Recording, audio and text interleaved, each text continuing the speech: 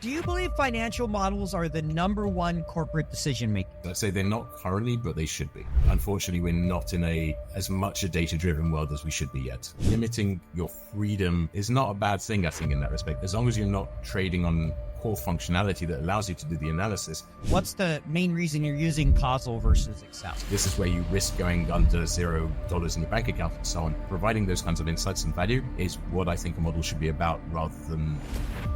It's all about saving time and making it easier for people to use things and scale models easily when a business inevitably evolves and changes over time. And the sidebar on that is Causal does cohort analysis really, really well. I just wish that people were a bit more open to change, because people are so ingrained, so used to the decision making in the business might be really interested in using Causal, Excel and Google Sheets, so they find it difficult to move away from it. I think that to be a good and effective business modeler, that you need to really...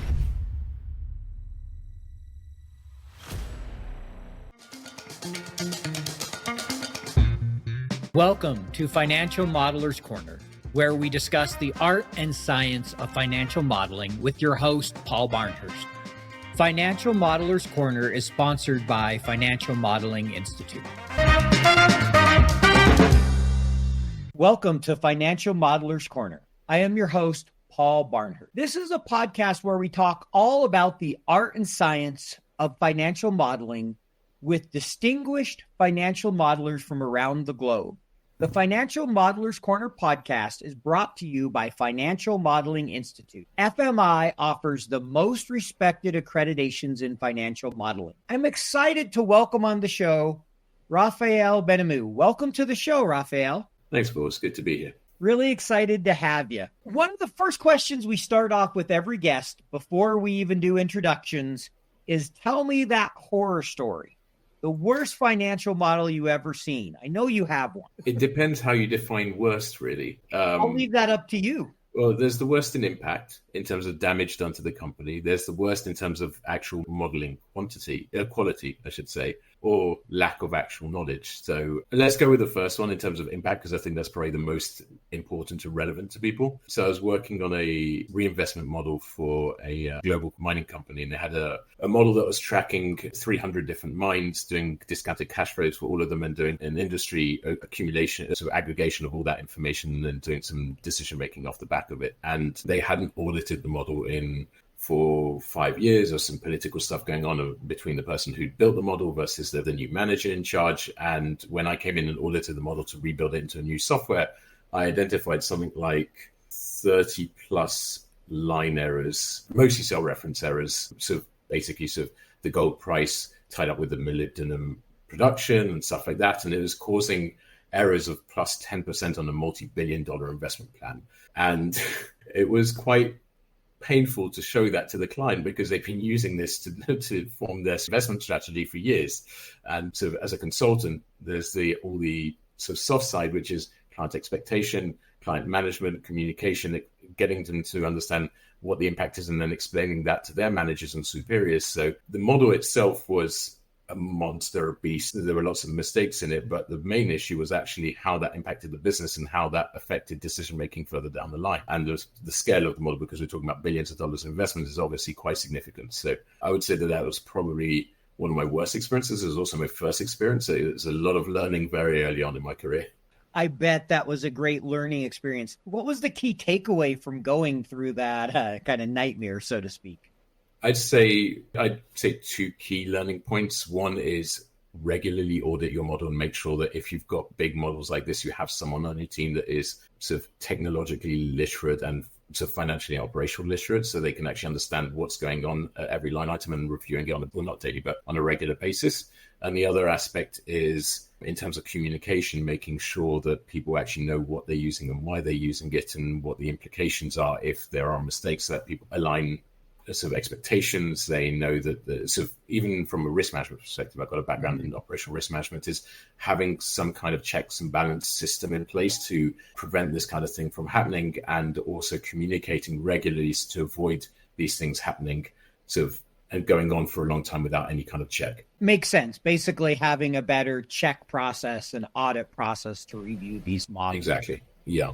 Can you next tell us a little bit about yourself, your background, what you're doing today, and how you ended up where you're at? going back a little bit, got an undergrad in physics and languages, with a master's in engineering and finance. And for me, that really sort of molded the world that I see in terms of finance strategy and modeling overall, because I learned very early on how to model the microscopic and then go out to the macroscopic and see how small things can impact big things. That actually, ironically, as the case study I just described shows. So being able to understand things on a very detailed level, and the engineering degree afterwards helped a lot in understanding the operations and the mechanics of a business, and then combining that with the finance and seeing what the long-term impacts has really molded the way that I think about the world and the way I think about modeling business in general. I've worked in consulting basically my entire career, apart from 2 years or so in industry, working in a sort of a fintech and then a mining project in fertilizers. But most of my career has been in boutique consulting companies, and then at EY in the risk management, data analytics and regulation compliance and robotic process automation teams. I went independent about 4.5 years ago, just before COVID. I started off as an FP&A. Well, actually, I started off as a sort of generalist startup business consultant, just helping with business planning, go-to-market, fundraising, getting people into incubators, that kind of stuff. And then sort of migrated from that into more FP&A consulting, helping out with financial modeling, sort of helping with people with their fundraising, but modeling aspects, because modeling had been a big part of my career, but it just wasn't sort of what I started off doing when I went independent because of connections. So helping out with modeling with investment, with bespoke solutions like hiring planning, optimizations around remuneration packages, all that kind of stuff. And eventually migrated again from that into fractional CFO services. So today I do a lot more fractional CFO service. I work on retainer with a couple of clients, sort of essentially doing the modeling aspect, and then afterwards the advisory and insights and strategy afterwards, once the analysis has been done, or at least the first part of it has been done, because I never consider a model to be finished. This was iterating and sort of being updated. So being able to derive valuable insights from the models that I build, and the fact that I've built them and understand the model on a very granular level, means that I can understand all the moving parts and mechanics of a business, and I can say that's something we need to focus on. That's too high level. Let's go and work out how to actually achieve that pragmatically, etc. So that's more or less where I am today. Great. Appreciate the background. Just so our audience knows, one of the things we're going to be talking quite a bit about in this episode is Causal. It's one of the tools he's using that goes beyond Excel. So I just want to kind of let everybody know that's going to be a focus here. So sure. If you're curious a little bit out there, go ahead. Yeah, should I give you a bit of context around my connection to Causal then? Let's get to that in 1 minute. We'll get there. Sure. Give me a second. There's a couple other questions I want to ask, but we're going to spend a lot of time on Causal. Raphael's going to share why he's using that tool, how he uses it, so people can learn about some other tools. But before we get to that, in your background, there's a question I want to ask because I'm kind of curious. You mentioned how your background really helped you, but you started with physics and languages. Yes. In undergrad. What made you become interested in getting a metals and energy finance master's? That's quite a switch. It's a big switch. It was a very big adjustment at the time. I understood nothing about the mining industry or the energy industry at the time, apart from the general impact it had on society. I guess. So during my physics degree, I did a year abroad in Switzerland as part of my language component, and I was sort of studying in French, and I was working as part of that, I had to work in a lab. I was supposed to do just what's called travaux pratiques, which is just practical laboratory work, but the lab work was actually really boring because of stuff I'd done in first year in the UK, because they've got a different curriculum in mainland Europe. So I signed up to work in a PhD lab on high temperature superconductors for a year. Which really gave me a taste for, and there was a specific goal for this, which was to, rather than just doing general theoretical research, was to actually have an application, which was to build maglev trains, so magnetically levitated trains for people who don't know about them, basically reducing resistance and moving faster and sort of reducing energy consumption. And it really gave me a taste for practical applications of physics. So once I finished my undergrad in physics, which happened to be in 2009, where there was no the economic crash, I started looking at sort of masters in different, more engineering related roles as of masters. I applied to a couple in the environmental space and in space, because those are two areas I had a lot of interest in from my undergrad in physics. Both of those were complete. And as a backup, I kind of applied to this metals and energy finance course, mostly because I thought it'd be interesting to learn about, because I sort of knew about the applications, as I said, to industry and to infrastructure around the world. And I thought that it had a lot of courses on engineering, accounting, finance, strategy, languages and stuff like that. I thought it'd be a really interesting, well-rounded course to do, even if I didn't want to go into that specific industry later. I'd learn a lot from it, and it'd give me a lot of skills for later. And it turned out it really did, actually. As it turns out, I ended up loving the mining industry. I thought it was a really interesting one. And another sidebar on that is that I got very passionate about environmental issues, food security and stuff like that. And now less so, but especially when I was still studying, like 80% of the world's energy comes from conventional energy sources.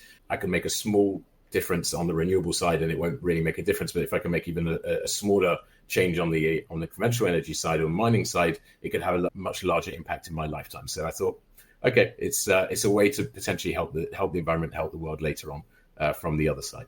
So that was kind of my motivation. It turns out that I actually really enjoy the mining industry as a sort of an area of sort of professional interest. It's very varied industry. Every mine site, every geological site is different. So it comes out with, there are lots of different problems and challenges that you have to resolve. There are obviously a lot of sort of more current issues around sort of skilled workforce, around environmental impact, around using renewable energy, smart technology, having automated machinery. So there's lots of moving parts to it that are really, really interesting. And sort of having the opportunity to work on sort of a mining project that was going to produce 20% of the world's fertilizer and essentially feed the world, have a material difference in feeding the world, is pretty exciting to do. So there's some definite upsides to working in a less than popular industry. I can see you giving it a lot of thought. You really enjoyed it. It sounds like it's had a lot of variation. One other question I'm curious, because I know you've studied, in Europe, you've lived in Europe, you've lived in Israel.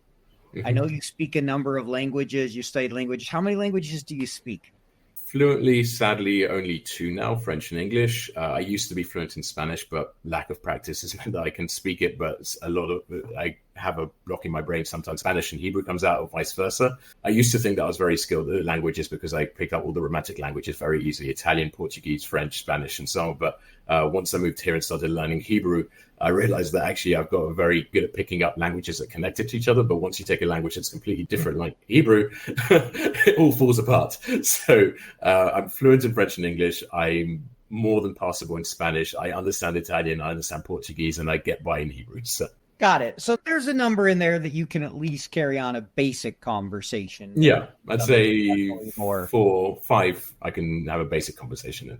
That's more than I can do. So good for you. It sounds like, you've spent a lot of your career building models. What attracted you to building models? What is it you enjoy about putting a model? I've always liked puzzles. I've always liked strategy. I was very much into risk, yes. And more chess when I was younger, thinking 5 steps ahead. My father and my grandfather both taught me chess when I was about 4 years old. So it's been some of a family activity for years. It comes actually back to physics, breaking things down into their core component parts and then building back up again and understanding what the overall behavior trends are and how a small change here can have a massive impact here. It really talks to sort of physics on a mechanical level, but also chaos theory, stuff like that. So how a tiny little change here that you intellectually don't think will have a connection to something over there. But maybe unconsciously that there's a connection, but you don't make the mental leap because there's so many different moving parts along the way. And building the models to understand that, mathematically creating logic to decouple that and break it down into component parts is things that I find really interesting. And then applying that to business is where I went from enjoying it from a physics perspective to enjoying it from a sort of finance strategy perspective. I like application rather than theory. Well, I like application more than theory, I should say. I love physics, but I prefer using it in real world environments. No, I get it. You like to see the real world application. That makes a lot of sense. The idea of being able to break it down, build it back up, understand the different parts. There's definitely correlation with modeling and physics in that sense of how you're breaking things down. I know you started modeling, obviously, with Microsoft Excel. I know you've done a little bit, but not really. What did you mostly start with? I know it wasn't Causal, which Causal wasn't around. What did you model with earlier? Ironically, it was something very similar to Causal, which is how I ended up enjoying Causal so much. So my first job, I was working in a boutique consulting company. There were two directors and me as the first hire, the first consulting hire they had an HR person, but they were essentially building solutions in a software for the mining industry developed by a mining software tool in South Africa. The director had a connection to the founder of that company. They'd worked together in a previous project or something like that. I can't remember. And so I started my professional career sort of working obviously in Excel, but also in parallel on this other software that's called Current. And it's kind of like Causal today, but more programmy in the language. It's more the language is more akin to MATLAB, which I used extensively, obviously, during my physics degree. So it was very familiar to me. And it had a lot of, the structure of it was very similar to Causal today. It's object-orientated rather than cell references. You create a single variable and then you create dimensions in it rather than categories. The naming nomenclature is slightly different. You can create scenarios very easily. They had a sort of integrated dashboard. And that's what we were using in my first job. And I used that every day for 2.5 years while I was in that first job. And I actually felt like it massively influenced the way that I then later started building models in Excel and Google Sheets, because I started thinking a lot more from an object variable perspective rather than a line perspective that a lot of people use Excel in. It helped me to structure models a lot better because you can create hierarchies in the model, you can create templates, and you can say, okay, I'm going to think about building a general template that I can use, like with the first project I mentioned, 300 times. So creating logic that is easily repeatable and stuff like that. And it helped me to really think about how I can do that on an Excel perspective as well. So creating templatized logic very easily, using obviously dollar signs to block things and copy things down easily. Stuff that seems obvious to a competent Excel user, but to a beginner, not so much. So it really gave me a great grounding in best practices for modeling across all modeling sort of platforms, especially Excel. Because one of my big nitpicks with Excel and Google Sheets is that it's too freeform. It's great if you're a competent or good user, but if you're a bad user of Excel and you don't know you're a bad user of Excel, you can make lots of mistakes really, really easily. And a lot of the softwares that I've ended up using in since kind of take Excel and put limits around it to prevent that kind of behavior from happening, which is one of the reasons I think that they're really useful, because they enable people who are not so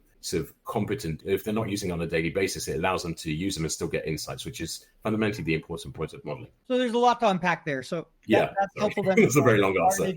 Started with mining for a couple of years using a mining software. You used MATLAB, obviously, in college. You had that programming background. You came from the object kind of variable approach versus the free form spreadsheet nature. And one thing you said there, right, that I really like is with Excel, almost too free form, right? It's the most flexible tool out there. I get asked all the time, well, will my planning tool be as flexible as Excel? And I always say, no, you're trading off some flexibility for structure. That's not a bad thing. You just have to recognize that, because if you're talking large planning tools, you need the database, you need all those other things.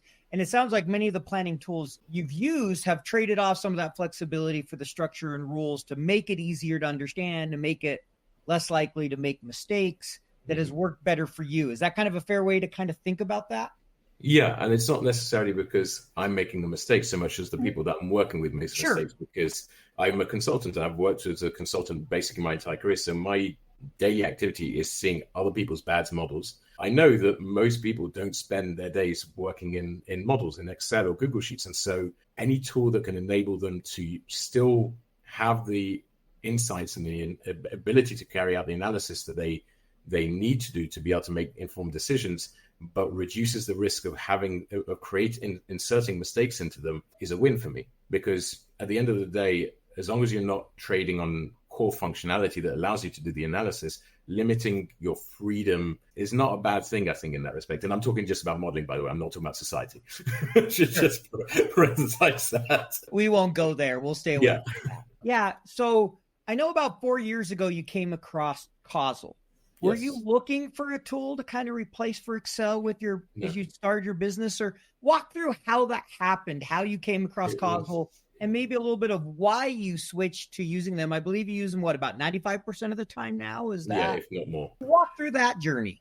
It was very spontaneous. So I went independent just before COVID. I sort of signed on for a contract with a startup that needed help on the business, essentially business consulting, business analysis perspective. And when COVID happened, they dropped me, obviously, because they're in a crisis and worrying about cash and all that kind of stuff. And all my leads, obviously, everything that was in my pipeline disappeared as well. So I basically spent about 6-7 months just trying to reinvent myself, work out how I was going to communicate myself in an online world to the world about what my services were. And I really struggled with it because I've got a very wide range of experiences. I've worked in everything from risk management to business optimization to M&A and everything in between.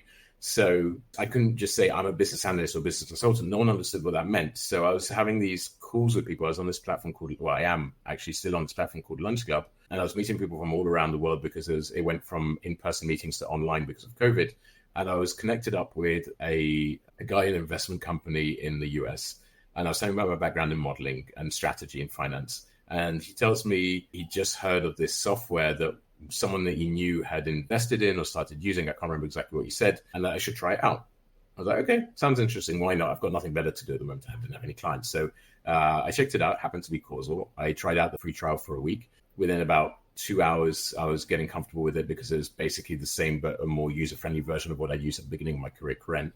I started building out. As it happened, I was taking a mortgage brokering course. I built my mortgage model on there as well, just for a bit of fun, just to see what I could do with it. I love the platform. Like really quickly, I could see the potential of it. I could see where it was going, sort of functionality it had already, and where they could potentially go with it in terms of added functionality capabilities. Because I'd seen this other software 15 years earlier that was very similar, and I'd sort of been part of their development process. So a little bit of background on that is they were obviously constantly iterating the software. And when we were pushing the bar with some of our clients, we would go back to them and say, hey, can you add this functionality? Can you put this in? Can you do that? And so I'd been part of that product development process, that company. And so I could see where Causal could go potentially because I could see how they'd structured the software. So I reached out to Lucas, who's one of the co-founders. At the time, it was just Lucas Tamer and his brother who was working on it part-time. So they were, I think, still bootstrapped at that point, just the three of them. I reached out. I said, look, I love your product. I think it's great. I really see the potential. And I've got a background in consulting, financial modeling, and so on. Is there anything that we can do to help each other from a business perspective? And he said, look, we're a SaaS platform where 95% of our clients sign up and then say, can someone help us build our models? Because we don't have the time or resources or expertise to build stuff. So if we don't have the time to do it because we're building out the product, and we also don't have the expertise because we're software developers more than anything else. So when Tim's is more product, but if you want to take that on for us, great. So that was basically the start of a really beautiful relationship with them. They would get people, they would do their marketing, they'd sign up clients. And then when someone asked, can I get some help with that? They would then send it to me. Eventually, they even sort of started saying, so Raphael can take the first call with them and then sell them on Causal. So I was also sort of showing them the added value of Causal as well as selling them my consulting services. But yeah, that's how it kicked off, really. And it went on like that for probably about 24 months, maybe, before they got their first fundraise. And then afterwards, they started hiring people internally to do custom onboarding. And I started focusing more on my existing clients, people who come back to me for repeat work and doing my own marketing. But at the beginning, it was great because I had sort of 15, 20 new clients a month without ever having to do any marketing. It's fantastic. Yeah, so it sounds like it kind of was born out of COVID and trying to find something and having free time leading to opportunity to build on that. There's a lot of grafting. There's a lot of sort of networking calls and sort of, I mean, there's a lot of stuff obviously that I tried before something happened with Causal. I mean, I was speaking to contacts in Australian mining companies and in South America and all kinds of different things, just trying to see if anything could work. And because it was COVID, nothing was working because everyone was panicking.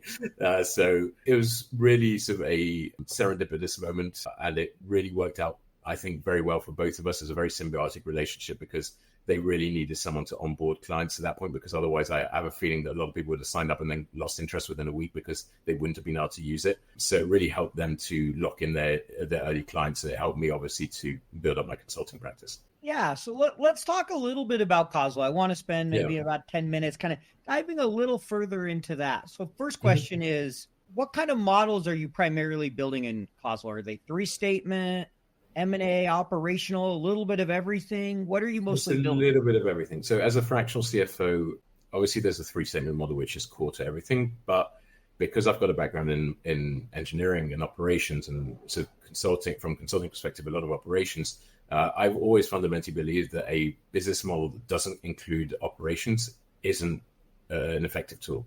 Because if you try to build everything from essentially the revenue line on your P&L, and you don't have anything going on in the background that's saying, okay, how are you driving revenue? How are your costs driving revenue? How is marketing expense driving your revenues? All that kind of stuff.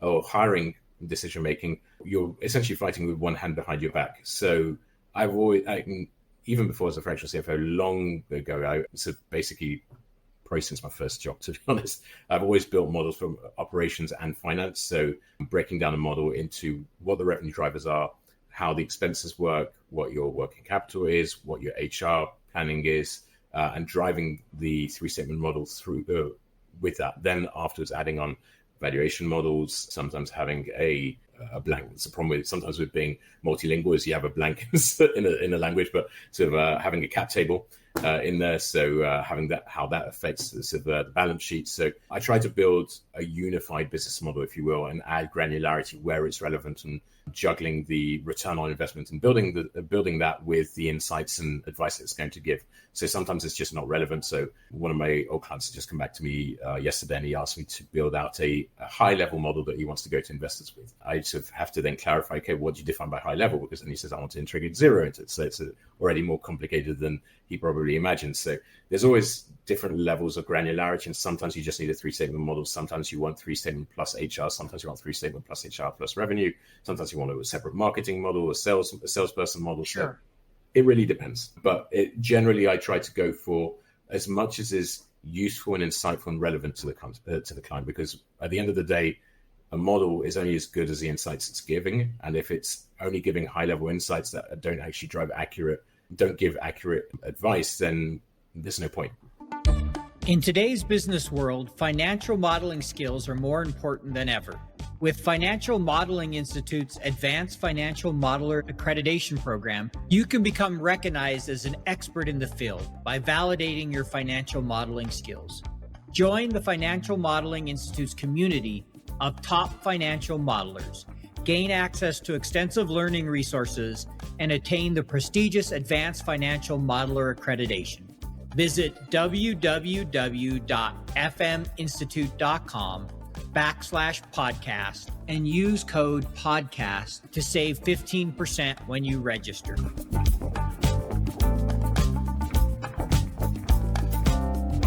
So the next question I want to ask is, with the models you're building, it sounds like it's across the spectrum, a little bit of everything. What do you like most about doing it in Causal? Like, what's the main reason you're using Causal versus Excel? There's a couple of different aspects.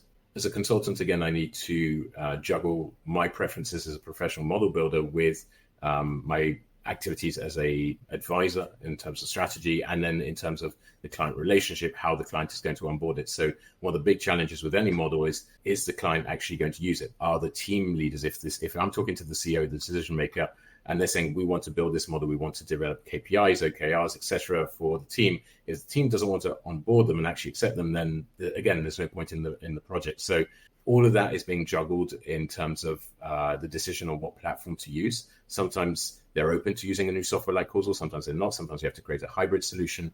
In terms of what I really like in Causal, I would say that from my perspective as a model builder, I love the fact that it's the language is easy. So rather than use Excel references, use the names of the variables, which makes it much easier for me to audit and sense check things, but also easier for me to explain things to people, because I can show them model, I can show them the equations, and I can say, no, that doesn't quite seem right. I think you've missed out part of the expenses or whatever, or you've captured everything that needs to be done.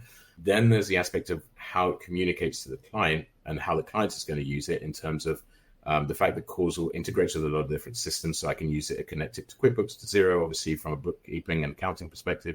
I can connect it to a lot of HR systems, so Bamboo and a whole lot of others, CRMs, all that kind of stuff. So you can easily get connections to other softwares and get that live information to be able to show value in terms of comparing budgets versus actuals and all those kinds of insights. You've got dynamic dashboarding, which is, I think, great. I mean, you can do some things with Excel, but it's a lot easier and faster, and it saves a lot of time for the client in terms of chargeable hours, when I can create one chart instantly that can simultaneously allow me to see things on a monthly, quarterly, and annual level, while also seeing whether it's the delta change between previous months, previous quarters, previous years, and filtering out between the different categories and filtering out different things on the bottom, or seeing an aggregate version.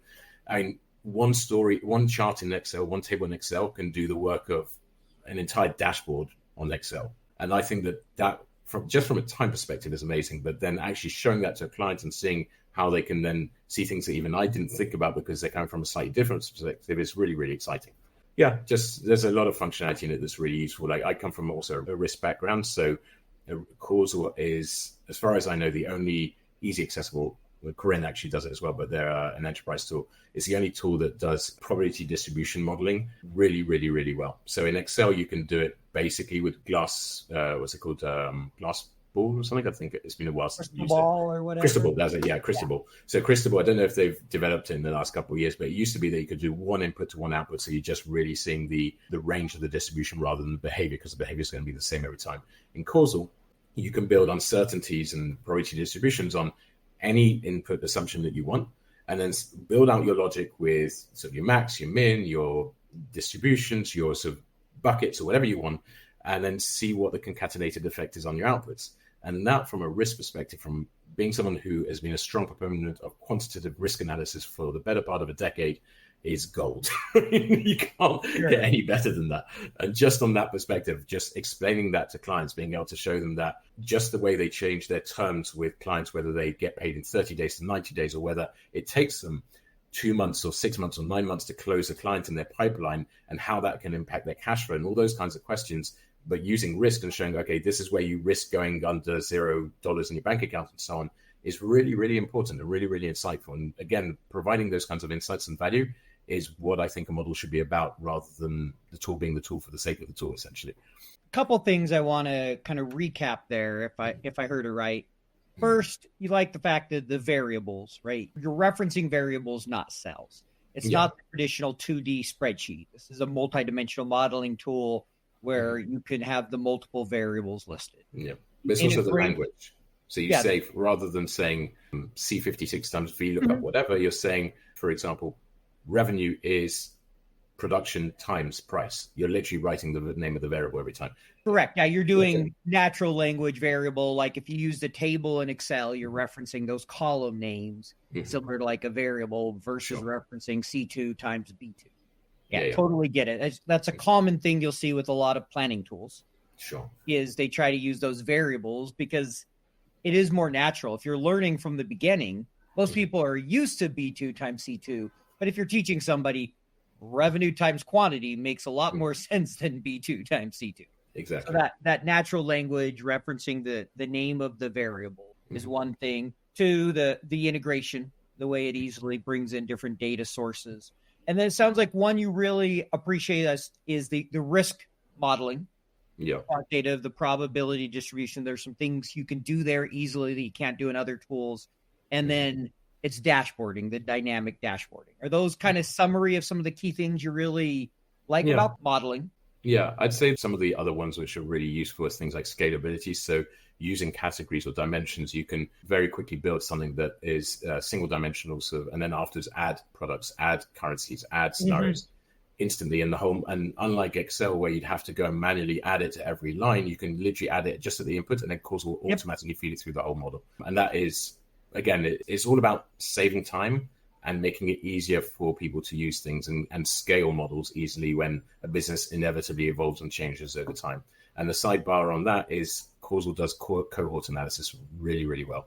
So you can build in, there's a unique cohort category in Causal, which you can build in cohort analysis for any kind of subscription SaaS model or anything like that. And I've developed my own, actually ironically based on my first job, developed my own formula, a single formula that controls the entire cohort. So it can save me hours of work just with that one formula. Oh, great. Yeah, I know cohort analysis is a good example. And yes, that ability to drop in a new variable and not have to sit there and update the entire model to get it to work. Yeah. I've seen that a lot with different tools to take a similar approach to Causal. Sure. But what's your least favorite thing about the tool? I would say it's probably the communication, the interface human to model, in the sense that like it comes back to what I was saying earlier about sort of onboarding challenges. So the decision maker in the business might be really interested in using Causal. The rest of the team doesn't want to use it. Then you have to work some kind of hybrid solution, which is a problem. But then another factor of that is when you're talking to investors, for example, and they want to see something in Excel because that's all they're used to. And so you have to then export it, and you lose all the added value of having built it in Causal. So that can be very, very frustrating, because it's more about people's prejudices or biases or comfort zones, which sort of irritates me. It's not so much causal, but it's so different in many respects from what other people do. You have to work around it sometimes to get to something that people want to see. And it's something that Causal has actually tried to get closer to. So it used to be that in Causal you'd model with cards. So you'd see just like a card for the variable, which would just show the data for the current time period that you're in. And you click on the card, you write the formula, and then you close the card, and you just see sort of essentially a tree diagram almost of cards. And they moved from that to a spreadsheet view because people said, we're more comfortable with spreadsheets. And I was a big railer against them doing this because I found the card view to be much more intuitive to actually building things and moving things around and understanding how the architecture worked. But again, it's what people are comfortable with. So it's that fitting the product to what clients need.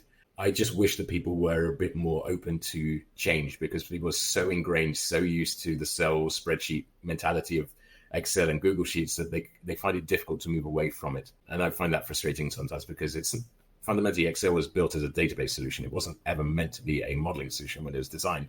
So it's been adapted to that because there was nothing else better in the market. But if there are better tools in the market. So it sounds like you wish people would be more, I mean, it's not so much a reflection of the tool of what you dislike, but the challenges that comes from using the tool to and, how people are going to use it. People and how they got it. Yeah. All right. Because fundamentally, I think the tool is amazing. I mean, it's had problems in the past. Any software does when you do updates and there are bugs and problems and stuff like that. But that's part of the sort of a startup's journey. So I'm not going to critique it on that because every software has that. I mean, Excel, how old is it? Like 40, 50 years old now? I break Excel on a semi-regular basis. It's normal that software breaks down or has bugs and stuff like that. But fundamentally, the tool is, for me, leaps ahead of where most platforms are in terms of modeling. So if somebody wants to start learning Causal, building models, they listen to this and they're interested, how would you recommend they start? So you can sign up for a free trial. There's a Causal University on the website. So once you've got a model, you can go into the documentation. The Causal team are fantastic about creating short form videos to explain how different functions work. There's a lot of documentation as well, so you can look at that. They've also got a lot of templates, so you can download it, or not even download, you just apply it to your account.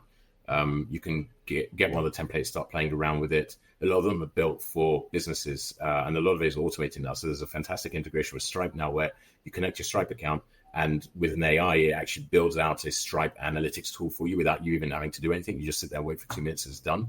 And then you can go and investigate the logic. You can have a look at how it's built the formulae, how it's done the default charts and stuff like that, and play around with it. So there's a lot of functionality that sort of already built in. It's really built. I mean, this is what I was going back to, is that they've moved away from a software that people need a lot of work to learn how to use or get an external consultant to use, to trying to make it as easy as possible for people to onboard on. And so they've made huge steps and efforts in regards. So there's a lot of documentation, a lot of material out there to learn how to use it.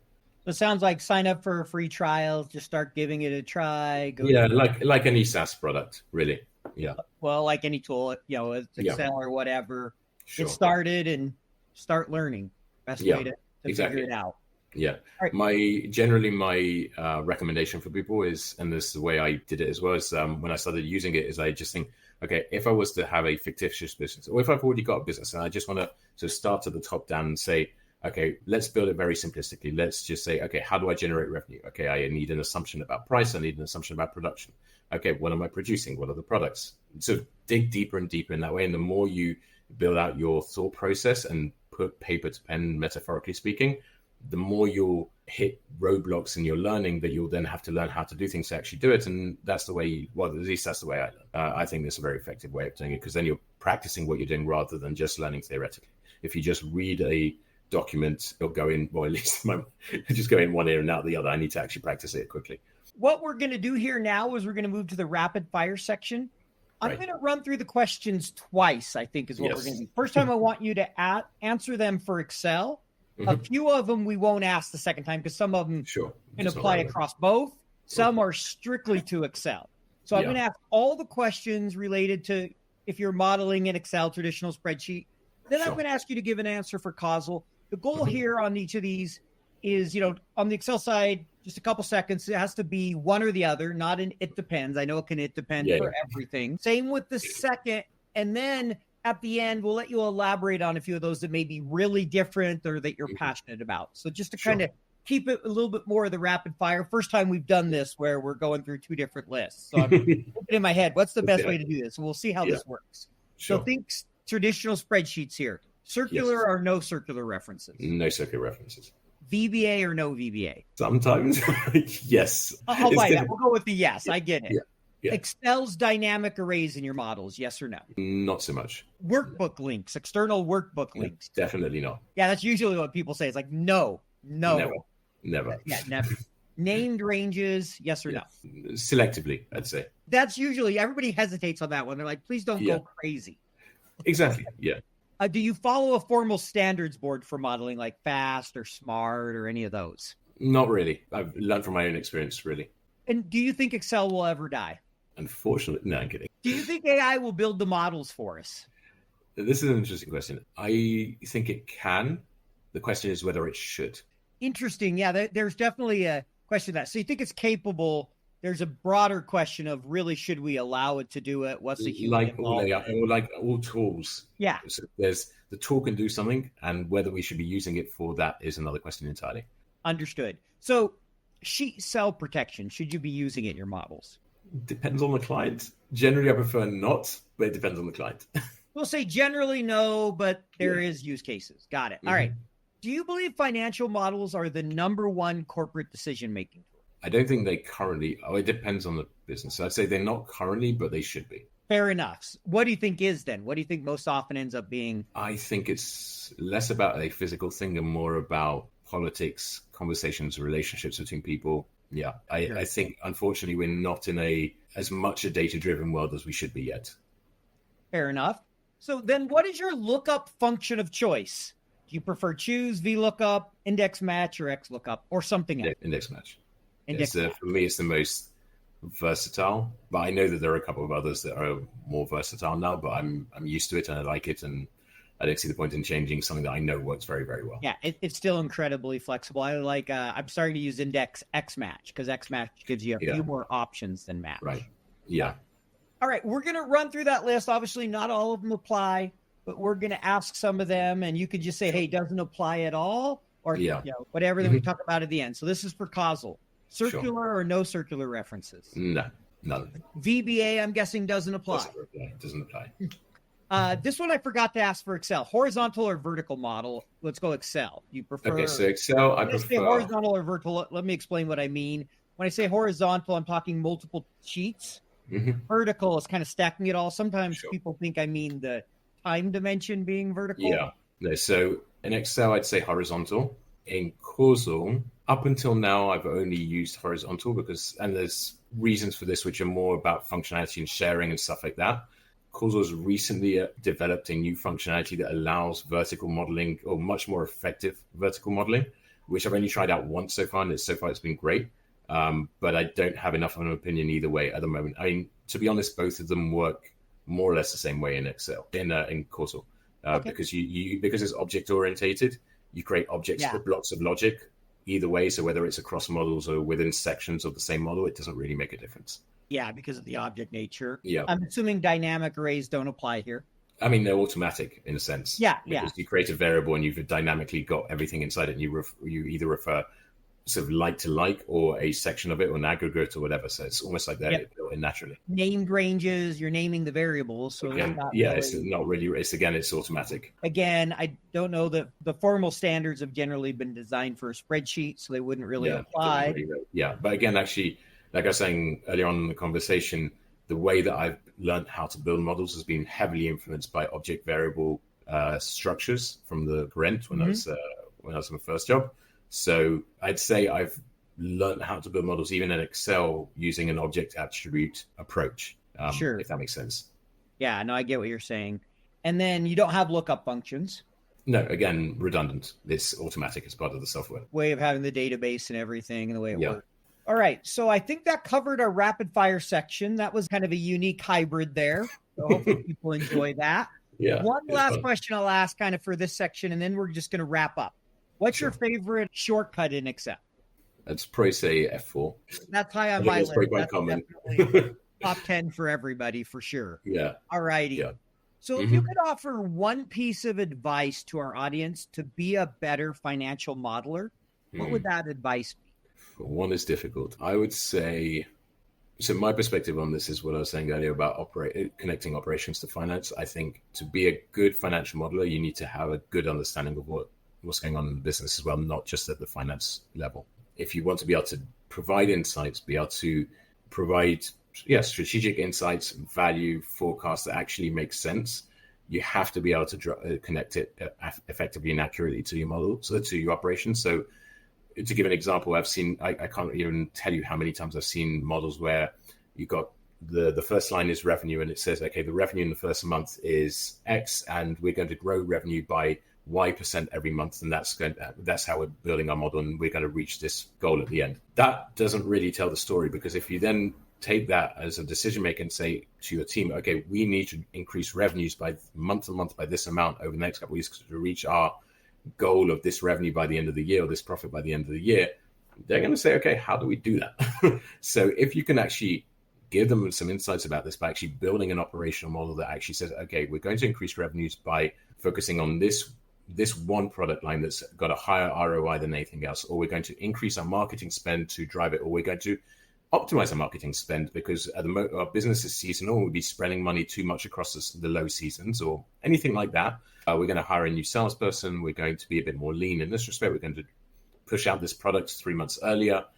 Whatever that is, that's what should be driving your revenue growth. And the more you do that, the more you build interrelations between what's on your three-statement model with the rest of the model, the more you're building a tool that will help you connect strategic insights to operational goals, which will, at the end of the day, really help the businesses, because you'll be able to say, okay, my goal is to reach 10 million in ARR by December 2025. What do I literally have to do to get there, rather than just saying, that's my goal, you go out and work out how to do it. And that, from a management perspective, also speaks volumes, because it means that you're actually interested in the business and you're not just sort of top down telling people what to do and not really caring about how they actually go about doing it. Again, it's that interaction between the business model, the values it's providing, and the management and the use of it in business is really, really important. And I think that to be a good and effective business modeler, that you need to really internalize that and understand that. You can be great at auditing, you can check all the numbers, you can be an expert at the financial statement and creating your three-statement models. But if you don't know how to actually use that to derive insights and give advice, or to give people the information that they need to make the decisions, it's just going to be a tool on the shelf that's never going to be used. It's going to be used once when you built it, and then afterwards it's going to be forgotten.